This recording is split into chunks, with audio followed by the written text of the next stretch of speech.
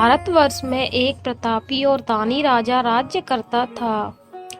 वह नित्य गरीबों और ब्राह्मणों की सहायता करता था। यह बात उसकी रानी को अच्छी नहीं लगती थी। वह न ही गरीबों को दान देती, न ही भगवान का पूजन करती थी और राजा को भी दान देने से मना किया करती थी। एक दिन राजा शिकार खेलने वन को गए हुए थे और रानी महल में अकेली थी। उसी समय बृहस्पति देव साधु वेश में राजा के महल में भिक्षा के लिए गए और भिक्षा मांगी।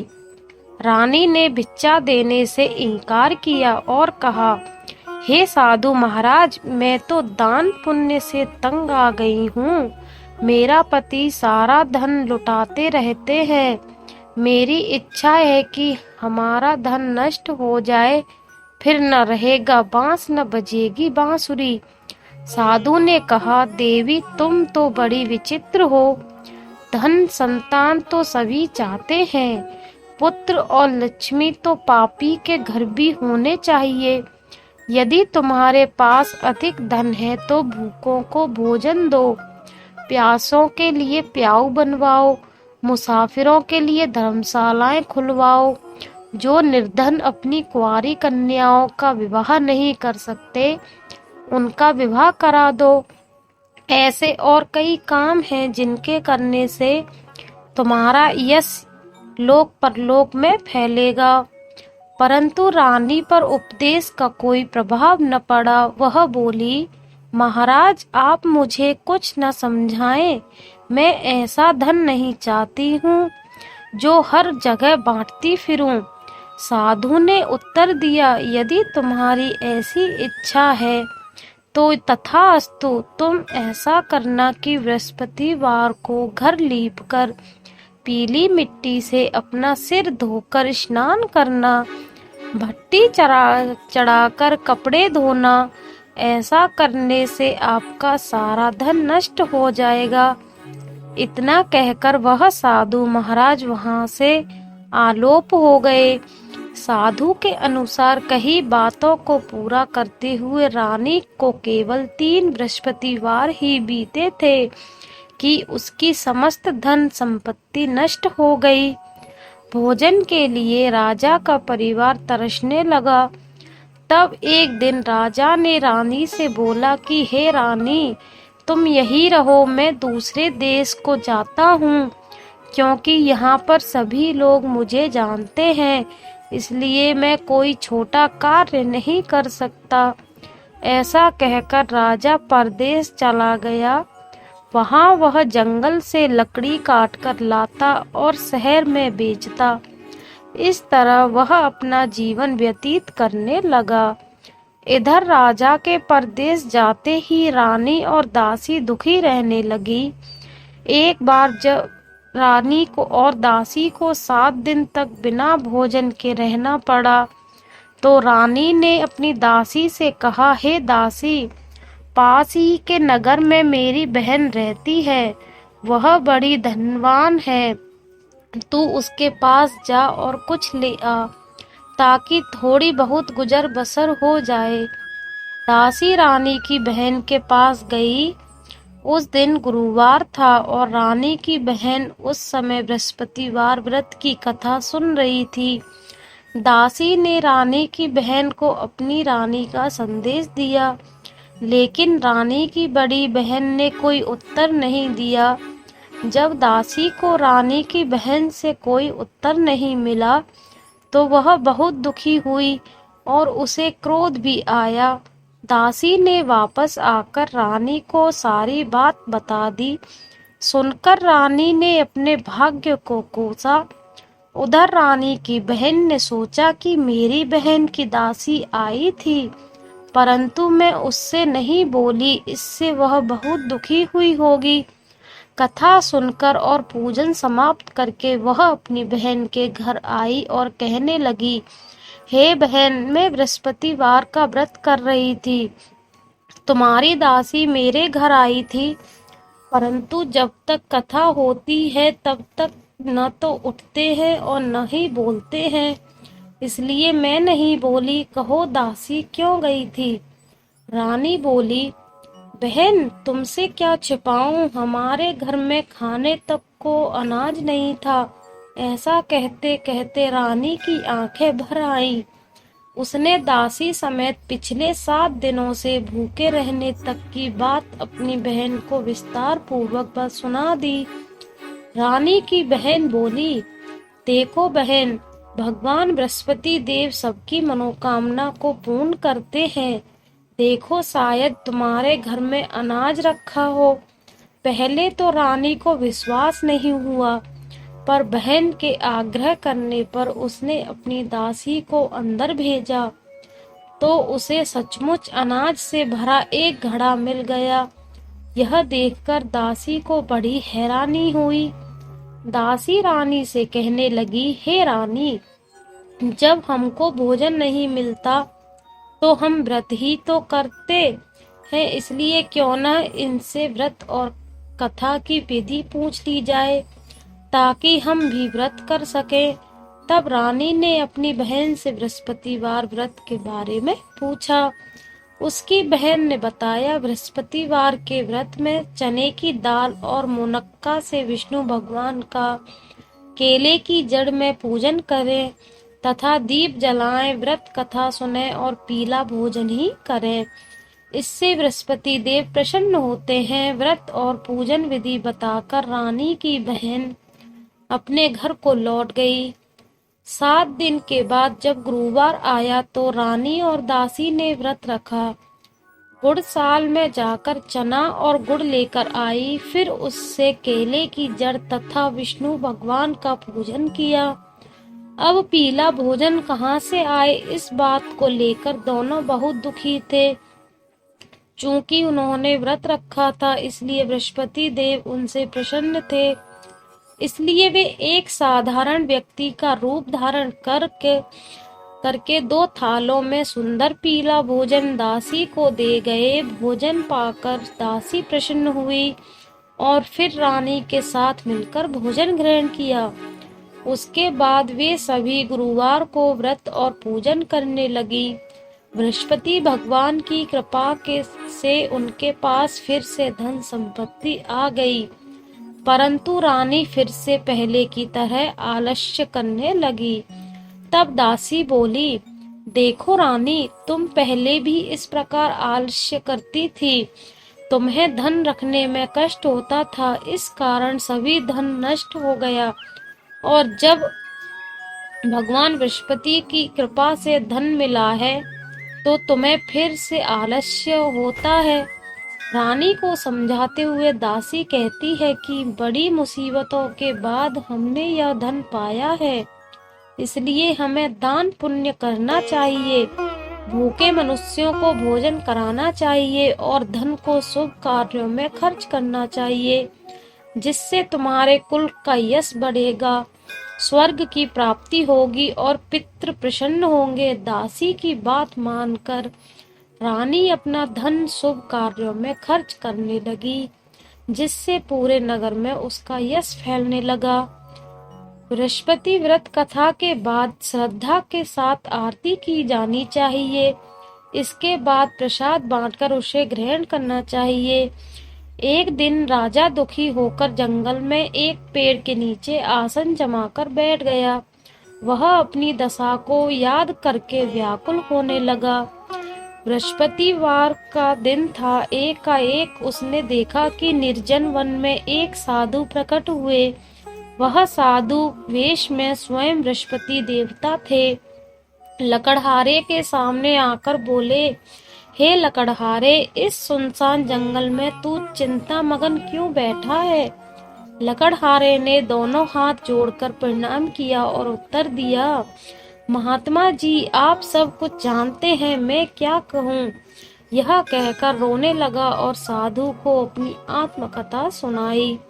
महात्मा जी ने कहा, तुम्हारी स्त्री ने बृहस्पतिवार के दिन बृहस्पति भगवान का निरादर किया है, जिसके कारण रुष्ट होकर उन्होंने तुम्हारी यह दशा कर दी। अब तुम चिंता को दूर करके मेरे कहने पर चलो तो तुम्हारे सब कष्ट दूर हो जाएंगे। और भगवान पहले से भी अधिक संपत्ति देंगे। तुम बृहस्पति के दिन कथा किया करो। 2 पैसे के चने मुनक्का लाकर उसका प्रसाद बनाओ और शुद्ध जल से लोटे में शक्कर मिलाकर अमृत तैयार करो। कथा के पश्चात अपने सारे परिवार और सुनने वाले प्रेमियों में अमृत व प्रसाद बांटकर आप भी ग्रहण करो। ऐसा करने से भगवान तुम्हारी सब मनोकामनाएं पूरी करेंगे। साधु के ऐसे वचन सुनकर लकड़हारा बोला, हे प्रभु, मुझे लकड़ी बेचकर इतना पैसा नहीं मिलता जिससे भोजन के उपरांत कुछ बचा सकूं। मैंने रात्रि में अपनी स्त्री को व्याकुल देखा है। मेरे पास कुछ भी नहीं जिससे मैं उसकी खबर मंगा सकूं। साधु ने कहा, हे लकड़हारे, तुम किसी बात की चिंता मत करो। बृहस्पति के दिन तुम रोजाना की तरह लकड़ियां लेकर शहर को जाओ। तुमको रोज से 2 गुना धन प्राप्त होगा, जिससे तुम भली भांति भोजन कर लोगे तथा बृहस्पति देव की पूजा का सामान भी आ जाएगा। इतना कहकर साधु अंतर ध्यान हो गए। धीरे धीरे समय व्यतीत होने पर फिर वही बृहस्पतिवार का दिन आया। लकड़हारा जंगल से लकड़ी काटकर किसी शहर में बेचने गया। उसे उस दिन और दिन में से अधिक पैसा मिला। राजा ने चना गुड़ आदि लाकर गुरुवार का व्रत किया। उस दिन से उसके सभी कलेश दूर हुए। परंतु जब दोबारा गुरुवार का दिन आया तो बृहस्पतिवार का व्रत करना भूल गया। इस कारण बृहस्पति भगवान नाराज हो गए। उस दिन उस नगर के राजा ने विशाल यज्ञ का आयोजन किया था तथा शहर में यह घोषणा करा दी कि कोई भी मनुष्य अपने घर में भोजन न बनवाए न आग जलावे। समस्त जनता मेरे यहाँ भोजन करने आवे। इस आज्ञा को जो न मानेगा उसे फांसी की सजा दी जाएगी। इस तरह की घोषणा संपूर्ण नगर में करवा दी गई। राजा की आज्ञा अनुसार शहर के सभी लोग भोजन करने गए, लेकिन लकड़हारा कुछ देर से पहुंचा, इसलिए राजा उसको अपने साथ घर ले गए और ले जाकर भोजन करा रहे थे तो रानी की दृष्टि उस खूंटी पर पड़ी जिस पर उसका हार लटका हुआ था। वह वहां पर दिखाई नहीं दिया। रानी ने निश्चय किया कि मेरा हार इस मनुष्य ने चुरा लिया है। उसी समय सिपाहियों को बुलाकर उसको कारागार में डलवा दिया। जब लकड़हारा कारागार में पड़ गया और बहुत दुखी होकर विचार करने लगा कि न जाने कौन से पूर्व जन्म के कर्म से मुझे यह दुख प्राप्त हुआ है, और उसी साधु को याद करने लगा जो कि जंगल में मिला था। उसी समय तत्काल बृहस्पति देव साधु के रूप में प्रकट हुए और उसकी दशा को देखकर कहने लगे, अरे मूर्ख, तूने बृहस्पति देव की कथा नहीं करी, इस कारण तुझे दुख प्राप्त हुआ है। अब चिंता मत कर। बृहस्पतिवार के दिन कारागार के दरवाजे पर 4 पैसे पड़े मिलेंगे।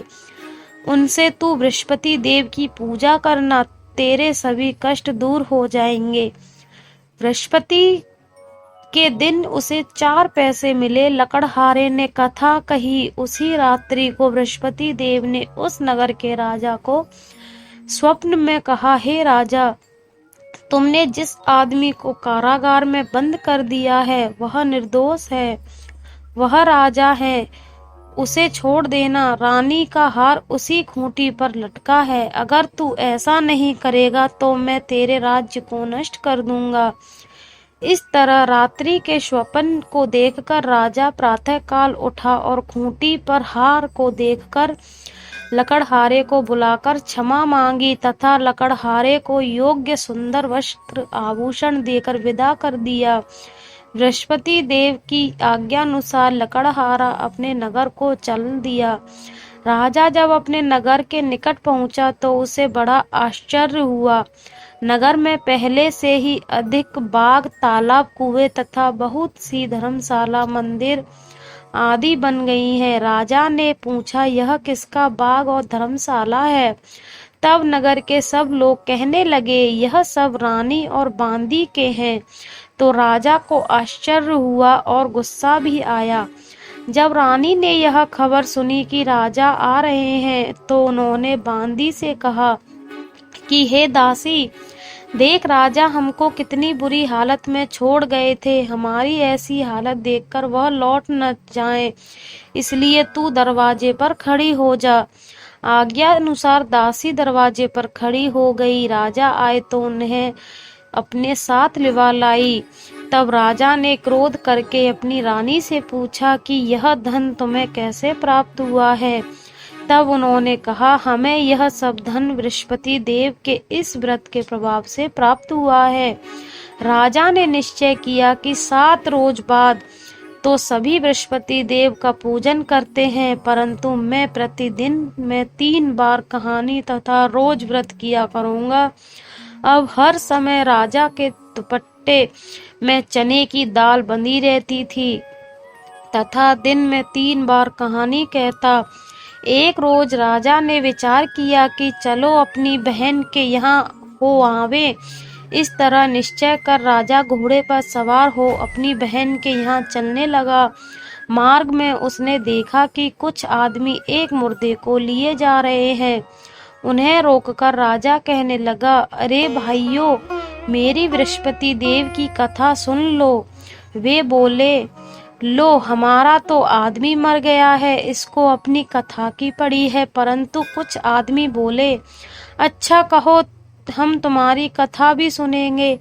राजा ने दाल निकाली और जब कथा आदि हुई थी कि मुर्दा हिलने लग गया और जब कथा समाप्त हो गई तो राम राम करके मनुष्य उठकर खड़ा हो गया। आगे मार्ग में उसे एक किसान खेत में हल चलाता मिला।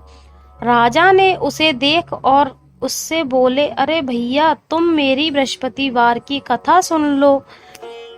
किसान बोला, जब तक मैं तेरी कथा सुनूंगा तब तक 4 हरया जोत लूंगा। जा अपनी कथा किसी और को सुनाना। इस तरह राजा आगे चलने लगा। राजा के हटते ही बैल पछाड़ खाकर गिर गया तथा किसान के पेट में बड़ी जोर का दर्द होने लगा। उस समय उसकी माँ रोटी लेकर आई। उसने जब यह देखा तो अपने पुत्र से सब हाल पूछा और बेटे ने सभी हाल कह दिया। तो बुढ़िया दौड़ी दौड़ी उस घुड़सवार के पास गई और उससे बोली कि मैं तेरी कथा सुनूंगी, तू अपनी कथा मेरे खेत पर चलकर ही कहना। राजा ने बुढ़िया के खेत पर जाकर कथा कही, जिसके सुनते ही वह बैल उठ खड़ा हुआ तथा किसान के पेट का दर्द भी बंद हो गया। राजा अपनी बहन के घर पहुंचा। बहन ने भाई की खूब मेहमानी की। दूसरे रोज प्रातःकाल राजा जगा तो वह देखने लगा कि सब लोग भोजन कर रहे हैं। राजा ने अपनी बहन से कहा, ऐसा कोई मनुष्य है जिसने भोजन नहीं किया हो, मेरी बृहस्पतिवार की कथा सुन ले। बहन बोली, हे भैया, यह देश ऐसा ही है कि पहले यहाँ लोग भोजन करते हैं, बाद में अन्य का काम करते हैं। अगर कोई पड़ोस में हो तो देख आऊं। वह ऐसा कहकर देखने चली गई, परंतु उसे कोई ऐसा व्यक्ति नहीं मिला जिसने भोजन न किया हो। अतः वह एक कुम्हार के घर गई जिसका लड़का बीमार था। उसे मालूम हुआ कि उनके यहाँ 3 रोज से किसी ने भोजन नहीं किया है। रानी ने अपने भाई की कथा सुनने के लिए कुम्हार से कहा। वह तैयार हो गया। राजा ने जाकर बृहस्पतिवार की कथा कही, जिसको सुनकर उसका लड़का ठीक हो गया। अब तो राजा की प्रशंसा होने लगी। एक रोज राजा ने अपनी बहन से कहा कि हे बहन, हम अपने घर को जाएंगे, तुम भी तैयार हो जाओ। राजा की बहन ने अपनी सास से कहा। सास ने कहा, हाँ चली जा, परंतु अपने लड़के को मत ले जाना, क्योंकि तेरे भाई के कोई औलाद नहीं है। बहन ने अपने भाई भैया से कहा, हे भैया, मैं तो चलूंगी पर कोई बालक नहीं जाएगा। राजा बोला, जब कोई बालक ही नहीं चलेगा तब तुम ही क्या करोगी। बड़े दुखी मन से राजा अपने नगर को लौट आया। राजा ने अपनी रानी से कहा, हम निर्वंशी हैं, हमारा मुंह देखने का धर्म नहीं है और कुछ भोजन आदि नहीं किया। रानी बोली, हे प्रभु, बृहस्पति देव ने हमें सब कुछ दिया है, वह हमें औलाद अवश्य देंगे। उसी रात को बृहस्पति देव ने राजा को स्वप्न में कहा, हे राजा, उठ, सभी सोच त्याग दे, तेरी रानी गर्भ से है। राजा की यही बात सुनकर बड़ी खुशी हुई। 9वें महीने में उसके गर्भ से एक सुंदर पुत्र पैदा हुआ। तब राजा बोला, हे रानी, स्त्री बिना भोजन के रह सकती है पर बिना कहे नहीं रह सकती। जब मेरी बहन आवे तुम उससे कुछ कहना मत। रानी ने सुनकर हाँ कर दिया। जब राजा की बहन ने यह शुभ समाचार सुना तो वह बहुत खुश हुई तथा बधाई लेकर अपने भाई के यहाँ आई। तभी रानी ने कहा, घोड़ा चढ़कर तो नहीं आई, गधा चढ़ी आई। राजा की बहन बोली, भाभी मैं इस प्रकार न कहती तो तुम्हें औलाद कैसे मिलती। बृहस्पति देव ऐसे ही हैं, जैसी जिसके मन में कामनाएं हैं सभी को पूर्ण करते हैं। जो सद्भावना पूर्वक बृहस्पतिवार का व्रत करते हैं एवं कथा पढ़ता है अथवा सुनता है, दूसरों को सुनाता है, बृहस्पति देव उसकी सभी मनोकामना पूर्ण करते हैं।